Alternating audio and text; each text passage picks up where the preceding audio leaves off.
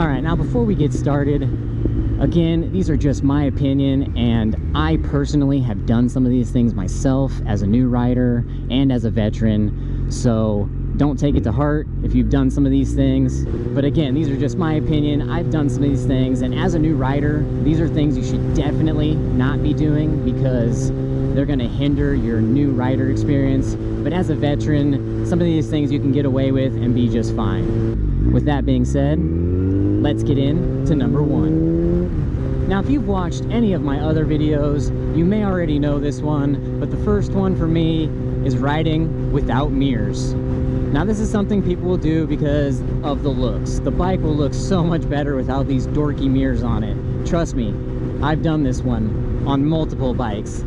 But the older you get, and even as a new rider, being able to look behind you without having to turn your head all the way side to side or all the way around, or even having to take your hand off the handlebar to turn all the way around and look behind you, is just not a good scenario, not a good situation, especially for new riders.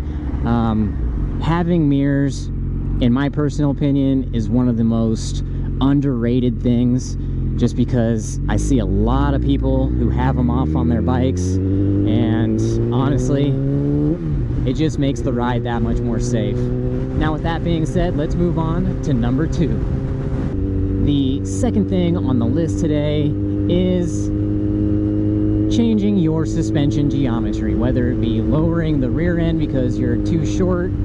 And for that, in my opinion, that is something that can be okay. You just have to be aware that the motorcycle is not going to handle as intended, because you are actually raking out the front end when you lower the back end of it just slightly, so it definitely does not handle like it should. I am only saying this because of experience. I have had bikes that have been lowered, and I always return them to stock height just because they always handle so much better. And for me, I'm a big turn guy, and with a lowered bike, you change the center of gravity and it just does not feel right. You get kind of like wobbles in the turns. Not something I recommend. But as a new rider, you're not going to be taking your bike to the extreme, and therefore if you can't touch the ground, yes, it can be okay to lower the bike.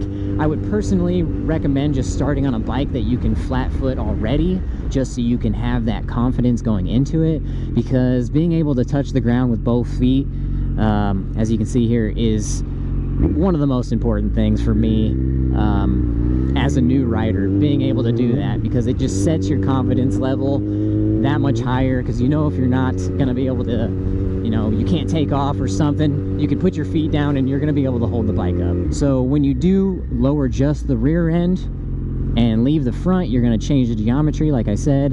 And if you change both the rear and the front, which would be the way to do it, if you were to hit like a huge bump, you risk pushing your wheel into your radiator. I've seen that before. So that's just something to watch out for if you drop it, say, 1.5 inches or do something drastic. A lot of people don't usually do that, so it's not a huge thing. But if you're going to lower it and you're trying to take turns, don't do that. Just, if you're going to lower it, do it because you're drag racing. You're going to do it for a purpose specifically, because otherwise it's just for the street. Just ride it stock. Now, let's move on to number three. All right, now these last three are going to be a little uncommon. They do happen. I have seen them on bikes that I've owned in the past, and I actually saw one of these earlier today. So they do happen. They are out there. People do these mods. So let's get into it. Number three is headlight kill switches. Why in the world would you want a headlight kill switch? You're not James Bond. You're not going to be able to get away from the police. In most cases, they will find you. It's unfortunate. It's just the technology they got today. It ain't like it used to be 10-15 years ago. So why would you put a kill switch for your headlight? It is probably one of the most dangerous things you can do, because if you forget it, I mean, obviously if you're riding at night and you can't see anything, you should be able to tell that you don't have your kill switch on or off.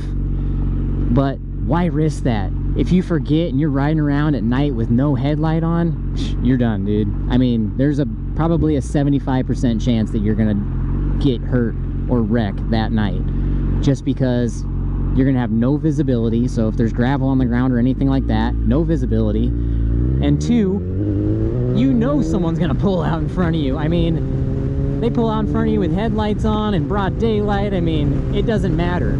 It just increases your chances of getting killed on your motorcycle exponentially. So why do it?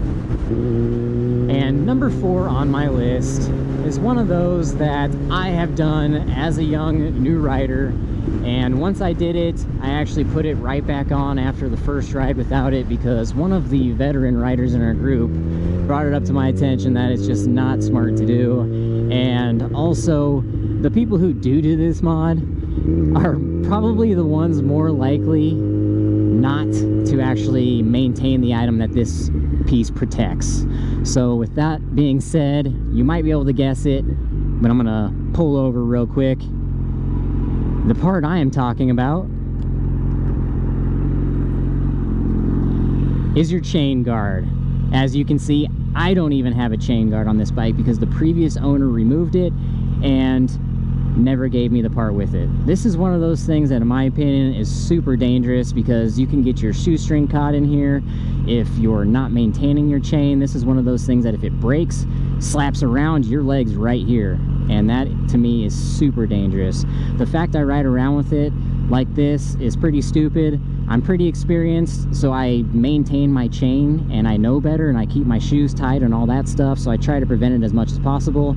And this is one of those things that I may in the future actually purchase just to put it back to stock, but removing your chain guard is not very smart in my opinion. So like I said, I'm guilty as charged on some of these things because, hey, sometimes it's out of your control. Previous owner does some mods and you don't have the parts to put back on.